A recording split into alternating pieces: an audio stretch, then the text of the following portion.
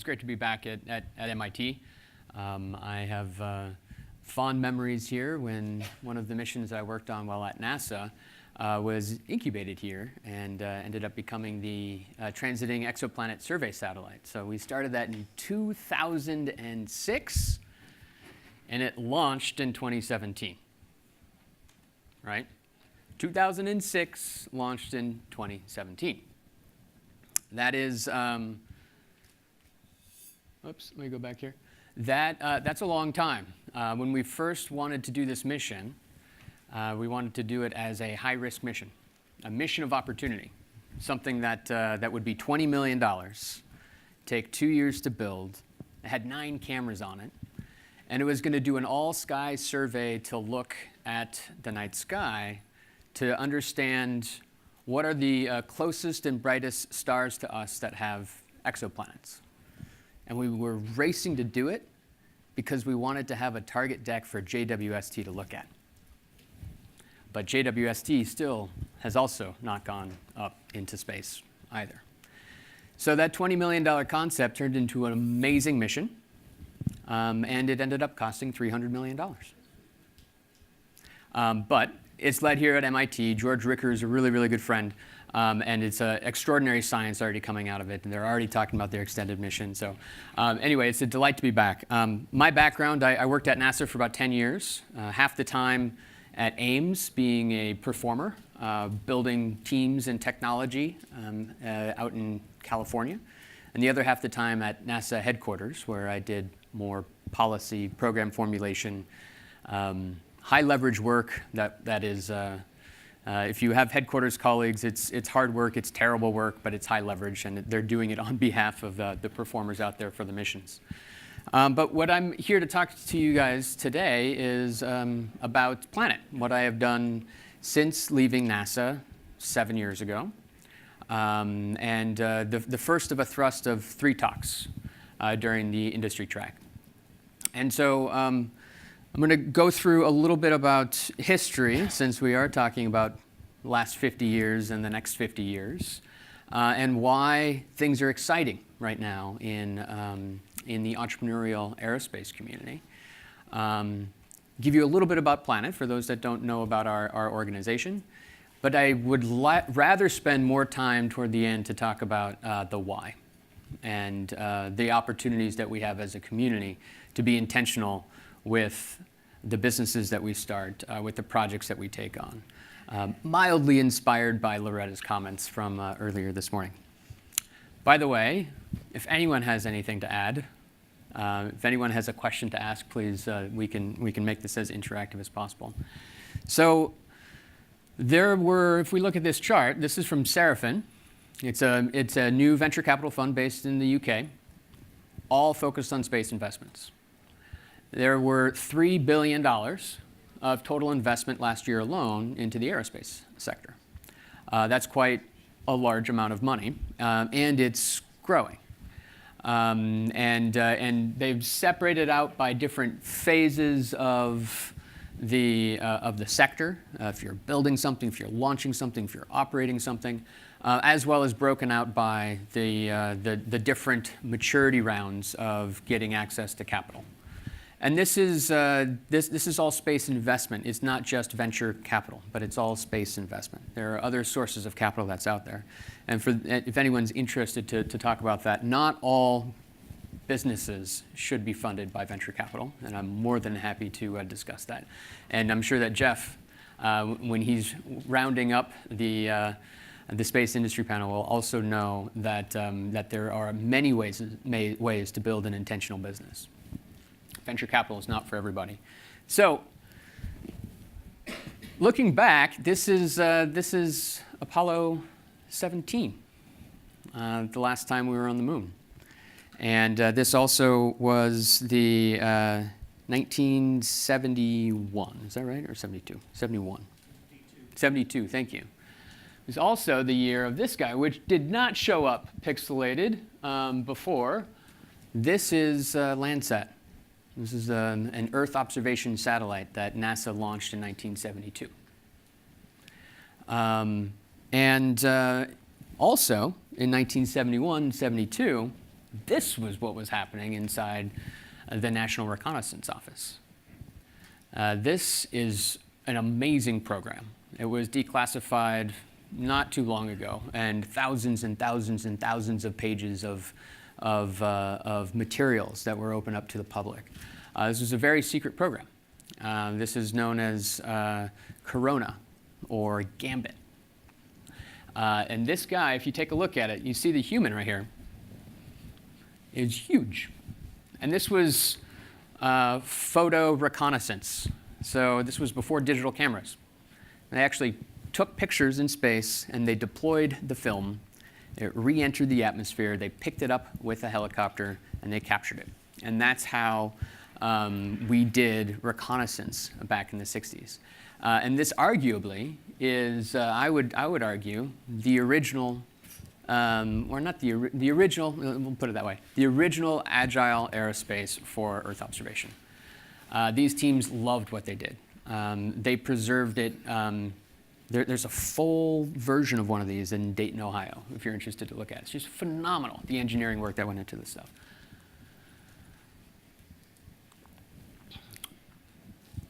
But we've probably all seen this chart before. This shows NASA's budget. A huge peak during Apollo, and then it kind of tapers off. But it doesn't mean that, that we stopped investing in space. Most of the investment in space in that period of time has all gone to reconnaissance efforts, military activities, and infrastructure that we needed in order to understand freedom of navigation, the ability to know weather, but then also early warning systems and so forth. And space has quite a major infrastructure that's invisible to most people that really allow for us to enjoy the 21st century. So there's quite a bit of space expenditure that's not captured in here. It's not just NASA. NASA is about a third of what the U.S. government spends in space. And it spent more than a third during Apollo. It was very, very much integrated together. But what has happened, too, over the time is a lot of massive consolidation in the industry. We know the big defense aerospace contractors that are out there. And it's all, this happens in many sectors. Telecommunications. It happens in advertising.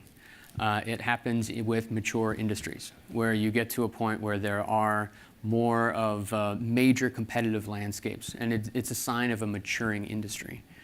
But, as I mentioned before, with TESS, taking 12 years to launch, going from 20 million to 300 million. The systems that we have in space, mainly driven by the government, is to make sure that it works. It is to buy down your risk, and you buy down risk with more time, more people, more money, and it does work. There's phenomenal stuff that we do. But I decided to leave NASA with two of my best friends, recognizing the fact that there were two converging trends that we could then bring to building spacecraft, and we wanted to build spacecraft differently. That is access to space as secondary payloads. It's on the left. It's the 3U form factor. And then on the right is an open source operating system, the Nexus 1, so the first Android phone. But it's not just the operating system, it is the 50 companies inside that phone. All of the chips and the connectors, the billions of dollars that go into that R&D every single year, and ride Moore's Law. And we wanted to figure out a way to strap Moore's Law to space, change the economics of a satellite, which then allows for you to mass manufacture them, which then allows for you to do a new mission that you couldn't do before. And this was all in the garage, thinking about this. So this was us 7 years ago. I think 5 people in here are still in the company. And you can see right here in the lower right-hand corner, a little imaging satellite that fits inside that box in order to get access to space. And so we thought about the different missions that we could do and why we would do it. And we came up with a really good mission for giving internet to the world and enabling a transparent planet. And we chose the latter to focus on Earth observation.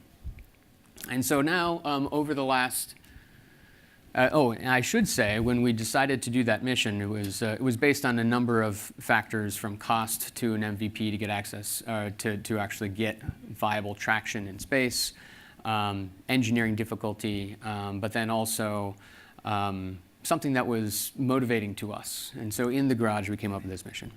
And we had that North Star at the core of who we are, which is to image the whole world every day and make global change visible, accessible, and actionable.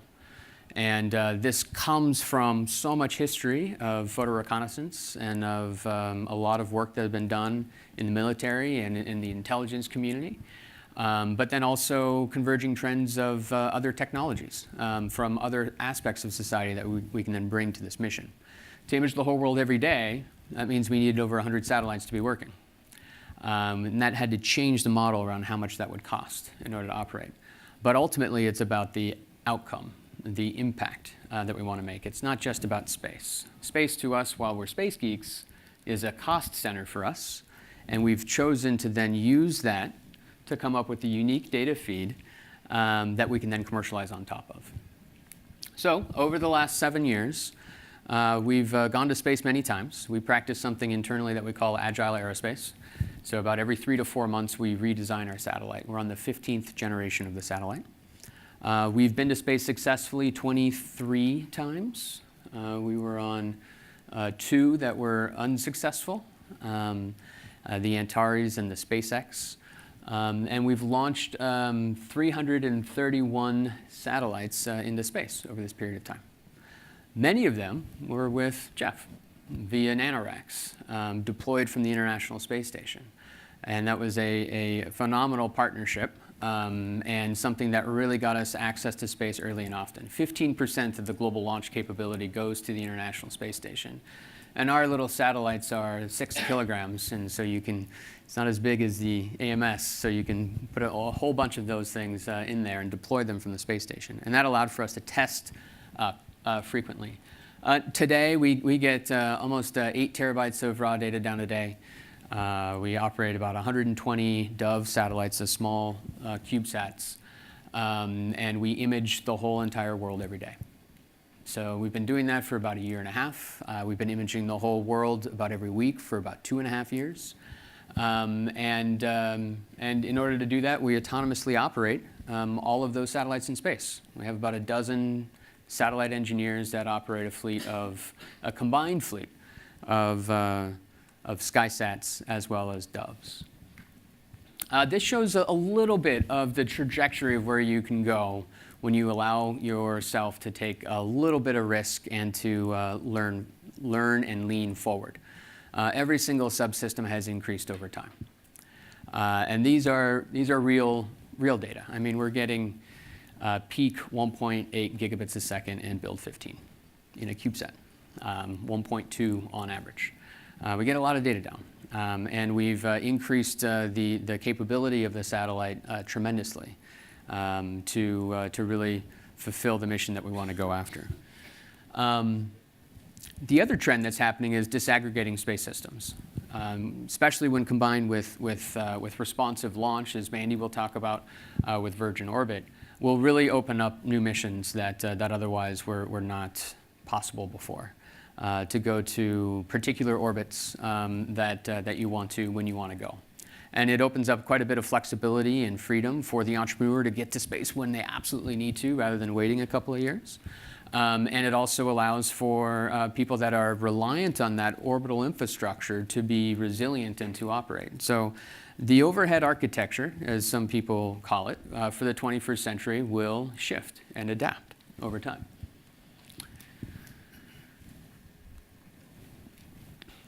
This shows an Indian launch that we did about 1.5 years ago, almost 2 years ago now, for 88 of our satellites that were done in one launch. And so you can see all of them being deployed here. This is what really drives most of the fleet today. We continue to launch more spacecraft. In December, we had 3 launches alone with 33 satellites on it, about 3 different classes of satellites that were on there. We just delivered another 20 satellites to India, actually, that will launch on at the end of the month, on the 31st. And these are Build 15 satellites that have more spectral bands, increased lifetime, a lot of onboard compute. And the overall direction of where things are going in space is you collect a lot of data and you do a lot of computation at the sensor level and send answers back down. So there's going to be interesting architectures moving forward. This shows a little bit about our mission. So with about 100 satellites, we actually only need about 75 or so. 100 satellites in sun-synchronous orbit, we create a line scanner for the planet. So this is half of what we do, to image the whole world every day. And then we have SkySats.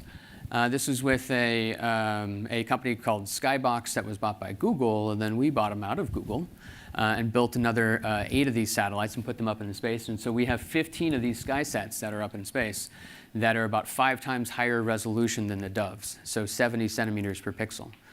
So they can see much higher granularity of what's happening. When you combine those 2 data sets together, you can come at really interesting missions where you can have an effective sub-meter update of the planet relatively quickly.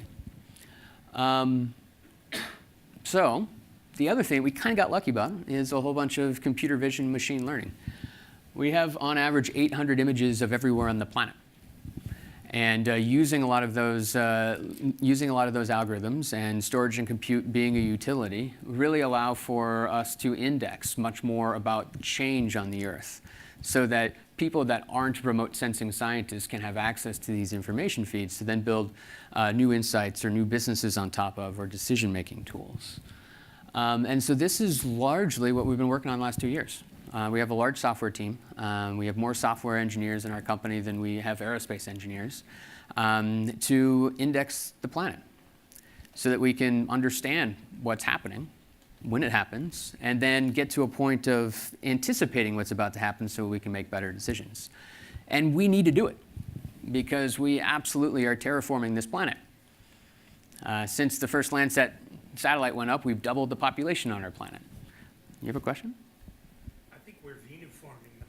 We're veniforming the planet. That is, let's hope not. We have to get out in front of that because then we're going to have to go and terraform a planet in order to actually survive as a species. But this is a call to action. I mean, we have to do it. We have to do it. And being able to give people the tools and the data and the stories to understand that we are all denizens on this Earth and that we are affecting the environment for everyone. Is critically important. And for us as a company, we're a small company. We're about 400 people. And we're focused on making sure that we endure. We're trying to build something for generations. So our focus is selling to people in remote sensing. They have the budgets for it. We can become profitable with it. We're not far away from that at the moment. Slow and steady to do that. All of this software stuff, though, then makes it available to the rest of society. When these tools become available, then journalists can use it really easily. We can use it really easily. And then the average person can understand change on the planet, to see news in a different way, and to take responsibility for those around us. So imagine being able to index and catalog the whole world every day and how it's moving over time. We're doing that right now with all boats, all planes, all roads, and all buildings. I'm going to go relatively quickly because I want to talk about some of the other things. Here's actually just a bit of an example of this place in Bangladesh, being able to use our algorithm to look for buildings over time. If it's just run over the world, if all of a sudden it pops up and you didn't expect it, that might mean something. And you can see this happen in a relatively short period of time. Really, in Bangladesh that nobody was really looking. And these are the Rohingya. Being able to do a global change detection like that, where you can spot something that happened, and allow for that level of transparency for the world to react and to respond is part of our responsibility. And same thing for a flood here, being able to then recognize the fact that a new IDP camp came in with roads, and then the roads went away because there was a flood than to automatically task a SkySat in order to actually see that flood and how that has occurred over time. So we are a commercial company. We are venture capital funded. We have raised almost $400 million over the course of our history. But we are a purpose-driven company. We have a mission at the core of what we are doing, and we wrap a business model around it. So we own all of the data, and then we license access to it to different sectors of society in value-based pricing, a price that they can afford. So we have an education and research license, for instance, which is a lot less than, for instance, an agriculture license. And that business model is new to this sector because this sector has primarily been driven by the intelligence community. So I'm going to stop now and talk a little bit more philosophically around call to action and for where we are as a species on this planet. This is a picture of Andrew Zully. Andrew is a fellow at Planet. We have 3 fellows. They get to do what they do, and they get to do their life's work at Planet. And I have the fortune to collaborate with him on many things. He leads all of our impact efforts. So a lot of the work that we do with nonprofit organizations, with the UN, et cetera, et cetera. And I've adapted this quote from him, is that we're in the midst of wicked problems as a species. We face 21st century challenges. We have a 20th century economic system, and with 19th century institutions, and we've been reliant on the institutions in order to step up and take leadership for some of these challenges, and they haven't been able to do so. Just operate at a bit of a different scale. And this is where I argue that we in industry can play a very, very important role. And if you are a purpose-driven company and you have a mission at the core of your organization, that also leads to good business because people want to work for you. You will get a favorable regulatory environment as well as media impressions. But it has to be authentic and real. And over time, these things change. Our institutions change with law. We have a built-in learning loop associated with this. Same with the economy. The economic system will change because people want to be able to make more money. And so there will be different types of instruments, financial instruments that are out there. And luckily, we are in a sensor revolution right now, collecting so much data about our world in near real time that we might be able to measure some of the things that are not captured within the global economy to then bring it in. So otherwise known as an externality. Here's a bit of a framework of thinking about that. Based on the sensor revolution, we have a vast amount of information. With storage and compute and machine learning on that, we're getting the insights that are coming out of that information. Working with the scientific community, they can unpack those insights, look at the algorithm, make sure that it is in fact accurate, that it's spatially explicit, that it is unbiased, that it is repeatable, that's something that is a proxy of value for something that we're measuring as society. When you have an indicator based on that, you can actually pass laws. So then you work with forward-leaning governments for them to incentivize citizens and companies to avoid some of the negative consequences of some externalities and incent good ones. That requires having a measuring, reporting, and verification system to be able to do that. If governments are able to pass laws to do that and to measure against it, all driven by this third-party indicator, then it shows that society values it, and over time, and this is a hypothesis, so we'll see, and we better try to do something, because if business as usual for this century is not going to be good for denizens of Earth, over time we might be able to bring that externality into the global economy. The Sustainable Development Goals. If you are an entrepreneur in here today, and your company is not helping to solve at least one of these, think again. Please. These are wicked problems. These are 17 major wicked problems that we face as society. These are also externalities. These are things that aren't measured inside of our global economic system, even though we value them. And luckily, being systems thinkers, you can think through what's the role of academia, what's the role of government, what's the role of a technology player, what's the role of a corporation, in order to try to attack some of these activities. I should also say we've done a deep assessment of this. 12 of the 17 SDGs can pretty significantly be measured, reported, and verified with Earth observation data, right?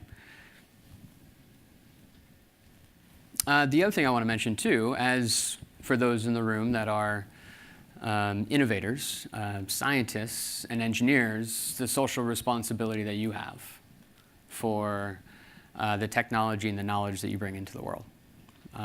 Famously, there's the Einstein-Russell Manifesto, which talks about the need to take responsibility of the effect of your knowledge that you're bringing into the world.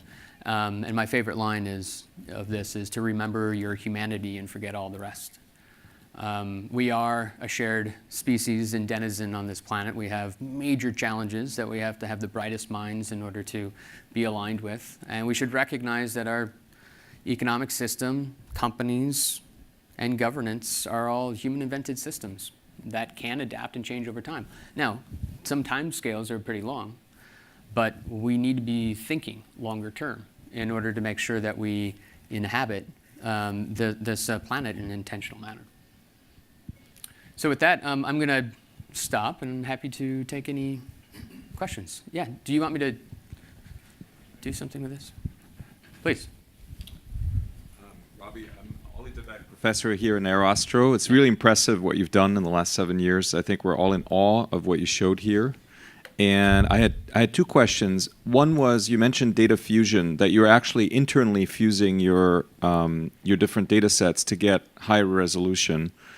So what do you think about data fusion between satellites and, say, stratospheric or drones? Mm-hmm.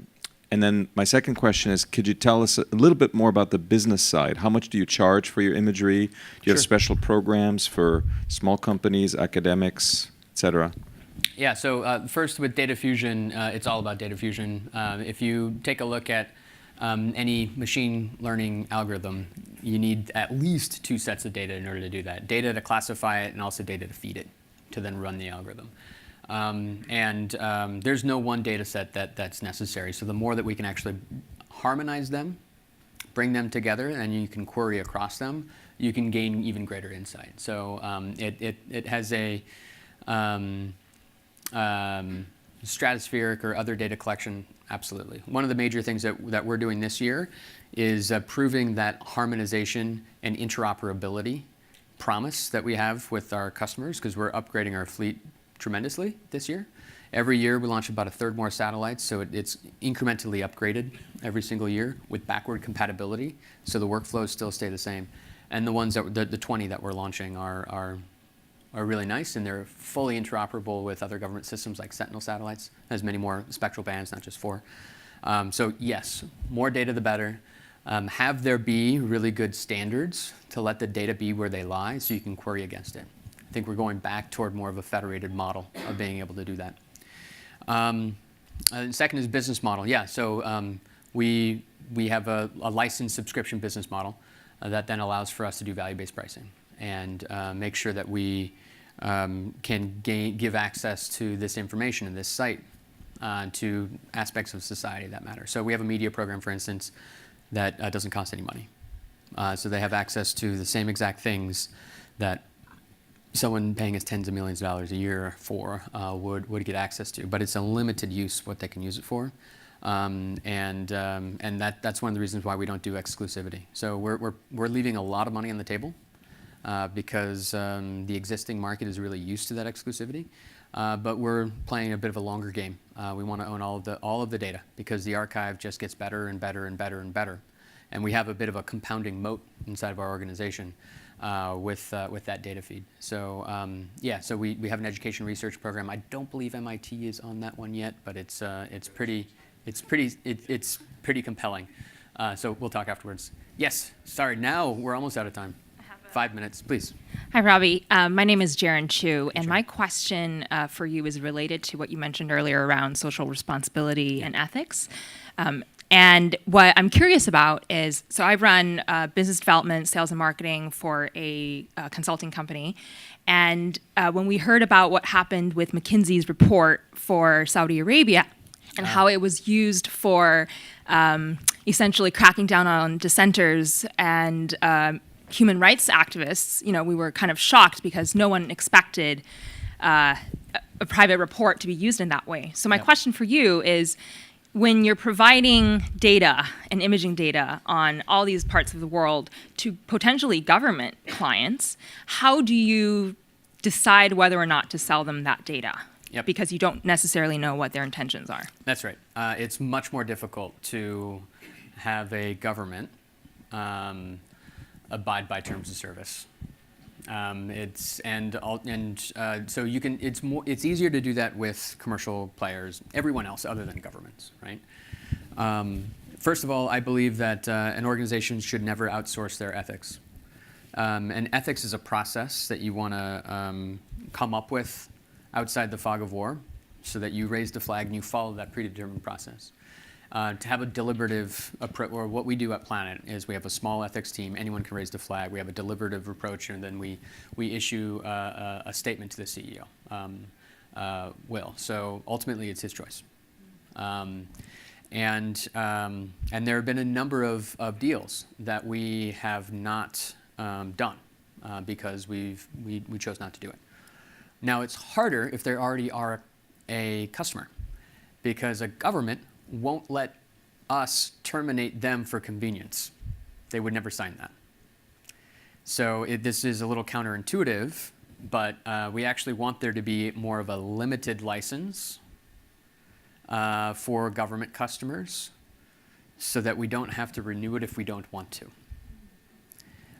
We're still making up this model as we move forward. If you have ideas, please let us know. But this is a weekly conversation. Sometimes it's a daily conversation. Something happened last week, and I will tell you about it, not on camera. So it's tough. It's gray. All technology is gray. So for somebody to say, "Oh, I'm a neutral platform, you can do whatever," nah, that's a cop-out. We have a responsibility to society for both the intended and unintended consequences, and there are levers that we have in order to rein it back in if we mess up. There was something else? Yeah. Hi, I'm Robert Kennedy. 25 years ago, almost to the month, I'm the guy who got the Soviet spy sat imagery of Capitol Hill and the Pentagon for the commercial remote sensing hearing in the House Intelligence Committee and the Science Committee. Yep. That led to the Clinton administration's PDD 23. Yep. I'm really pleased to see what This is for the Commercial Remote Sensing Act policy. that actually created that. Yep. Yeah. So I'm really pleased to see what you've done with the power Thank you. in the 25 years. Well, thanks for doing it. And also, that was really done by Walter. Walter was on multiple sides of that. This is Walter Scott, the founder and the CTO of Maxar. He's devoted his life to this and really created this industry. One doesn't often get a chance to embarrass the DCI and live to tell about it. My question to you is ITAR a pain in your butt? Does ITAR limit you in any way, MTCR? So for us at Planet, no. We not yet. Let me just put it that way. We have we build all of the satellites ourselves. And my two co-founders, one's British and the other one's Australian, so I had from the very beginning needed to figure out these systems in place. And so, we are non-discriminatory employer based on geography of birth. We figure it out. We really make sure that it works. ITAR is really if you're attached to a launch vehicle, anything that moves, that is definitely a thing. Part of the reasons why we use a lot of brokers to do that, so we don't have to abide by some of the stringent ITAR rules. We abide by EAR, but we do it to ITAR quality. inside the organization. As we move to other phenomenologies and other sizes and other types of stuff, then there will be more controlled technology. But there is progress in it where a lot of people are recognizing on the Hill and elsewhere that the commercial U.S. sector is going to be vitally critical to the 21st century aerospace ecosystem and how the U.S. competes globally. Not just with military intelligence and civil, but also with commercial. And so, this is a 10-year shift as government players recognize that we're all part of the same community and that there is a revolving door. I mean, there are probably 6 companies that started out of my company because people left to start them. There are a number of people from more traditional aerospace background coming into Planet. Some people that go to Planet back into them. We're all part of the same community here, and there is a bit of a fire that's lit with this administration in particular, recognizing that they've been doing sustaining innovation for about 25 years, and that there are some disruptive capabilities that are coming up.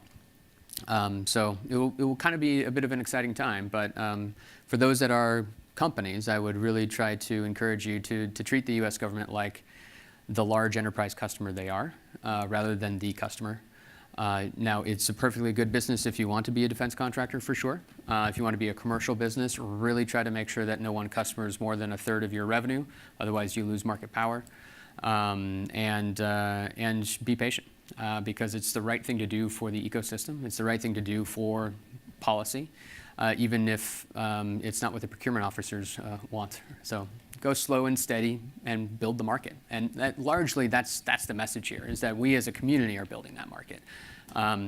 The reason why Walter is a good friend and colleague is because there aren't very many people that are selling imagery. And it's a tiny market that we can then open up to the rest of society. I think I'm up on time. I'm up on time. Thank you guys very much. I'm around for the rest of the day. Talk to you soon.